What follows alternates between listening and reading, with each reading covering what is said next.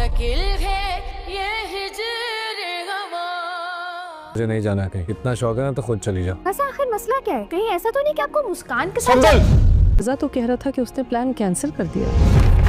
मेरी मर्जी जाने के बगैर आपने हमारा हनीमून कैसे कैंसिल कर दिया? मुझे ऐसा लगता है कि मेरे सितारे गर्दिश में हर के एक दूसरे से टकरार है। निधि अब क्लास बदल चुकी है, मैं अब रखे हुए कपड़े नहीं पहनती। नेक्स्ट एपिसोड में सुंबल का तकब्बुर और बदतमीजी हद से बढ़ गई है। सुंबल अब ना सिर्फ सास नंद बल्कि खुद रज़ा को भी आंखें दिखा रही है।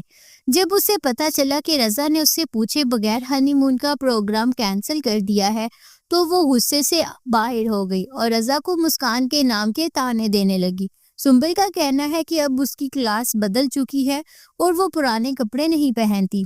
रज़ा जो अब तक खामोश था, उसे सुंबल की इन बातों पर इतना गुस्सा आया कि उसने सुंबल को कमरे से बाहर निकाल दिया और वार्निंग दे दी कि अगर दोबारा ऐसी बातें की ना तो वो उसे घर से भी निकाल देगा। दूसरी तरफ ज़ाबियार ने पक्का इरादा कर लिया है कि वो जल्द ही मुस्कान से शादी करके उसे अपनी जिंदगी में शामिल कर लेगा। सच्ची बात तो ये है कि सुंबल ने अपनी औकात बहुत जल्द दिखा दी है। वो समझ रही है कि रज़ा को अपनी मुट्ठी में कर लेगी, लेकिन उसे ये नहीं पता कि जबरदस्ती और तानों से रिश्ते नहीं बनते। रज़ा को आहिस्ता आहिस्ता एहसास हो रहा है कि उसने मुस्कान जैसी हीरा लड़की को छोड़कर कितनी बड़ी गलती की है। सुंबल का घमंड ही उसे ले डूबेगा, क्योंकि अब रज़ा उसे बर्दाश्त करने के मूड में बिल्कुल भी नहीं है।